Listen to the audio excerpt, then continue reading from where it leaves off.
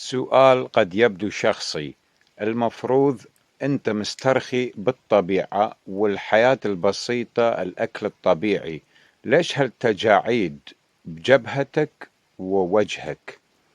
شكرا أخي الكريم على هذا السؤال الجميل الصريح النابع من القلب. أنا لم أركز صراحة على التجاعيد، ولكني الآن أرى أن كلامك صحيح. هاي التجاعيد أثر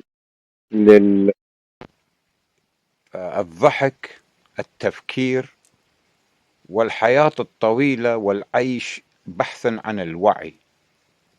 أحيانا الراحة أيضا تترك أثر في الوجه كما تترك الحياة، لأن الوجه يحكي قصته بنفسه، وكل خط يدل على شهادة العيش بأي نوع كانت. شيئا آخر، التجاعيد أحيانا تكون عن الهموم خلف الكواليس، لأني لم أعرف يوما أن أفكر بنفسي فقط، أعيش الحياة